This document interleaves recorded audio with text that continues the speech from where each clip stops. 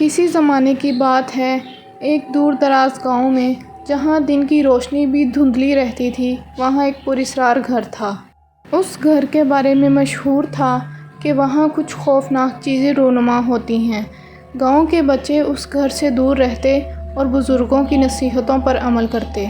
ایک دن گاؤں کے دو دوست اسٹیفن اور لارا کھیلتے کھیلتے اس گھر کے قریب پہنچے۔ اسٹیفن نے لارا سے کہا، یہ وہی گھر ہے جس کے بارے میں مشہور ہے کہ یہاں بھوت رہتے ہیں۔ لارا نے کہا، نہیں، ہمیں اندر چل کر دیکھنا چاہیے، ہو سکتا ہے یہ سب جھوٹ ہو۔ اسٹیفن نے لارا کی بات مانی اور دونوں نے گھر کے اندر جانے کا فیصلہ کیا۔ وہ دونوں جب گھر کے قریب پہنچے تو دروازہ خود بخود کھل گیا۔ داخل ہوتے ہی انہیں ایک عجیب سی بو محسوس ہوئی۔ گھر کے اندر ہر طرف جالے لگے ہوئے تھے۔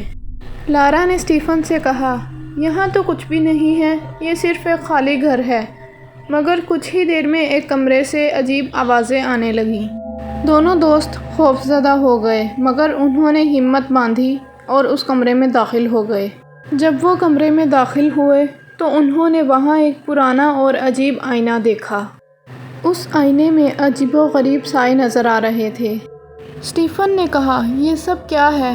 لارا نے کہا، شاید یہ آئینہ جادوئی ہے، ہمیں اس کا راز جاننا ہوگا۔ انہوں نے آئینے کو غور سے دیکھا۔ اچانک آئینے سے ایک عجیب سی شکل نمودار ہوئی۔ وہ دونوں چیخ مار کر پیچھے ہٹ گئے۔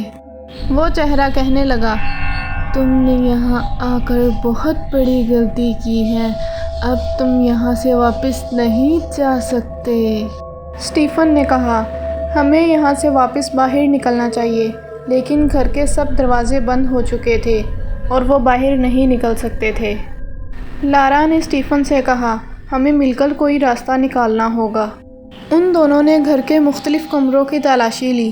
ایک کمرے میں گھڑی تھی جس کی سوئیاں خود بخود تیز تیز گھوم رہی تھیں۔